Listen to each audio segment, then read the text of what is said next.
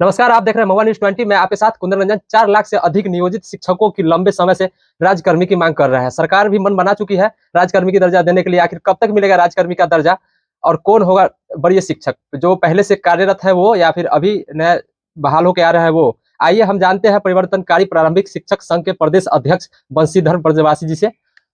नमस्कार, महुआ न्यूज़ 20 में सर आपका स्वागत है। जी, आप धन्यवाद। इसके बारे में क्या कहना चाहिएगा?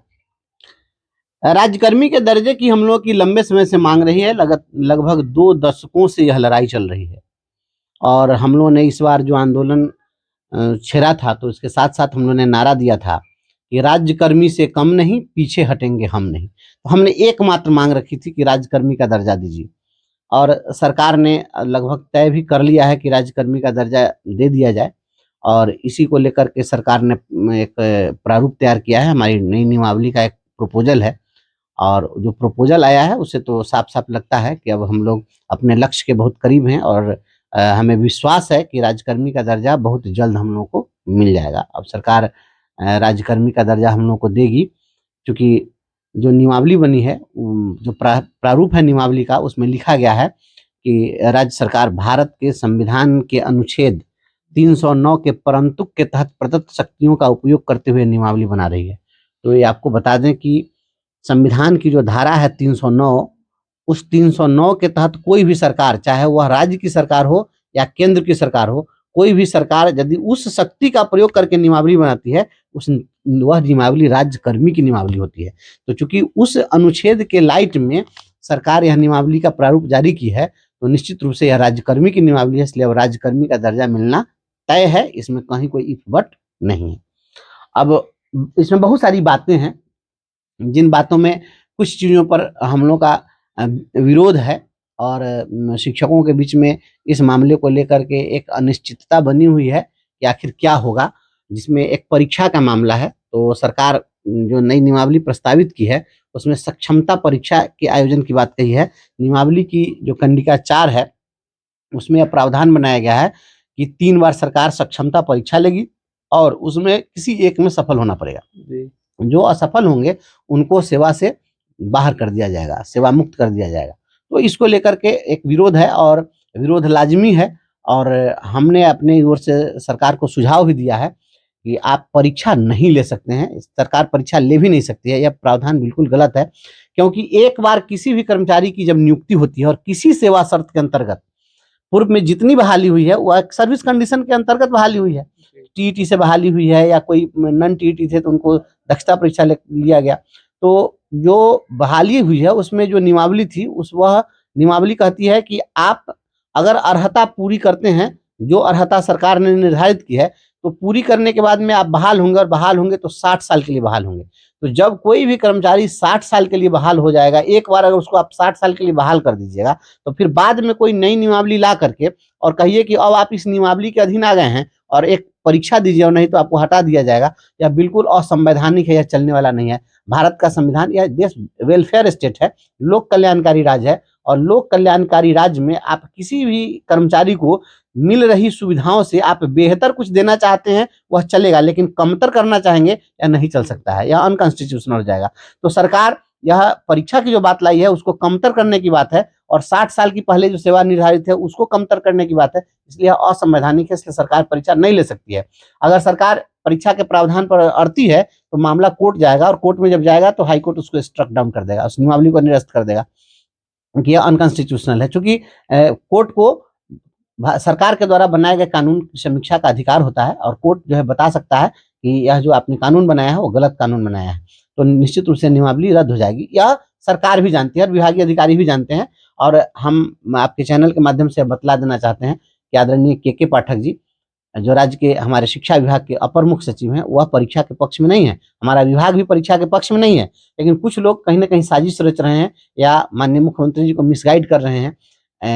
लेकिन माननीय मुख्यमंत्री जी भी इतने कोई अनपढ़ नहीं हैं या अज्ञानी नहीं हैं कि वह इस बात को नहीं समझेंगे और नहीं समझते होंगे। निश्चित रूप से परीक्षा का प्रोविज़न हट जाएगा। अब बात आ रही है कि भाई वरीयता का क्या हुआ? वरीय कौन होगा इसमें? ये सवाल आ रहा है। तो सवाल में जो पहले जन्म लेगा वरीय होगा। स्वाभाविक है, जो पहले जन्म लिया है वो वरीय होगा। जो शिक्षक 2 दशकों से काम कर रहे हैं, तो प्रारूप में भी स्पष्ट लिखा हुआ है कि वरीयता का आधार प्रशिक्षित वेतन प्राप्ति की तिथि होगी। ट्रेंड के रूप में जिस दिन लोग सर्विस में आ गए हैं और ट्रेंड के रूप में जिस दिन हुए, उस दिन से जो सैलरी मिल रही है वह वरीयता का आधार है। तो जो नए लोग आ रहे हैं वो अध्यापक नियमावली से आ रहे हैं, तो वो आज के डेट में वो आएंगे, आज के डेट से वो ट्रेंड होंगे। लेकिन हम तो अभी से 2009 में कोई ट्रेंड है, कोई सेवा पूर्व भी प्रशिक्षित था, तो इस प्रकार से वो सीनियर है, जो सीनियर है वो सीनियर रहेंगे। अब कहीं संशय इसलिए लगता है लोगों को, क्योंकि लोगों को लगता है कि हेडमास्टर कौन बनेगा, तो हेडमास्टर का प्रोविजन बन गया है ऑलरेडी। प्राइमरी स्कूल में हेडमास्टर के लिए अब परीक्षा होने वाली है, इसके लिए पहले ही से विज्ञापन प्रकाशित है, उसमें भी काम चल रहा है, परीक्षा ली जाएगी। तो प्राइमरी स्कूल में तो हेडमास्टर जो है बीपीएससी के माध्यम से आएंगे।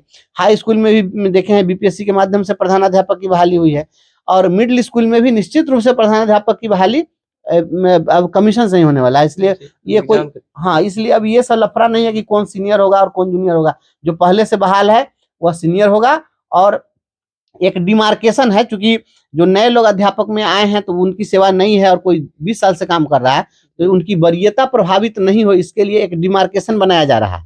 तो नाम रख दिया गया है विशिष्ट शिक्षक। हमें उम्मीद है कि विशिष्ट शिक्षक शब्द भी हट जाएगा। हमने इस पर भी आपत्ति जताई है, क्योंकि विशिष्ट शिक्षक आप नाम किसी को कैसे दे सकते हैं। विशिष्ट शिक्षक शब्द को जो नई शिक्षा नीति आई है 2022, उस नीति के तहत परिभाषित किया गया है कि विशिष्ट शिक्षक वे शिक्षक होंगे जो दिव्यांग, शिथिलांग, जो अक्षम बच्चे होंगे, जो फिजिकली डिसेबल्ड हैं, ऐसे लोगों, ऐसे बच्चों को पढ़ाने वाले जो शिक्षक होंगे उनको विशेष शिक्षक कहा जाएगा।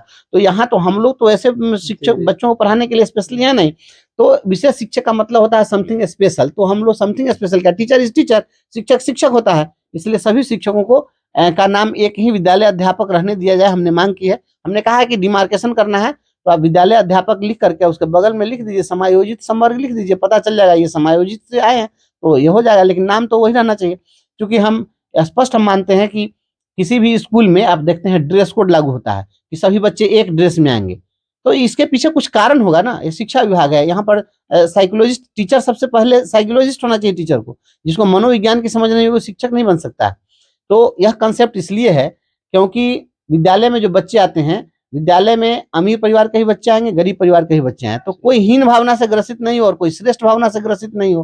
किसी के अंदर में यह नहीं लगे कि, हाँ, तो उसके अंदर में यह नहीं लगे कि अरे वो तो बहुत बड़ा बाप का बेटा है, हमारे पास तो ऐसा है। इसलिए कहा कि नहीं, कोई महंगा कपड़ा पहन के आए या कोई कम कीमत का कपड़ा पहन करके आवे, यह भाव नहीं होना चाहिए।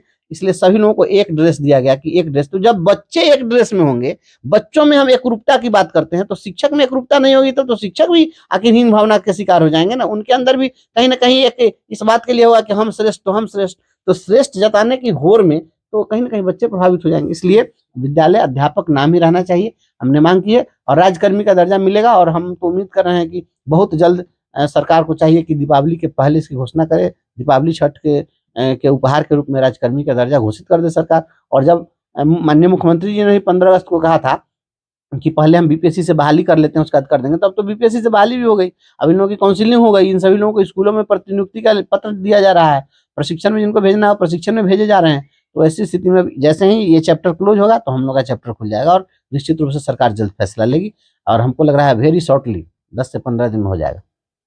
ऐसी खबरों के लिए आप लोग बने रहे, आगे की खबर भी हम दिखाएंगे भवन न्यूज़ 20 के साथ। लाइक जरूर करें और शेयर जरूर करें।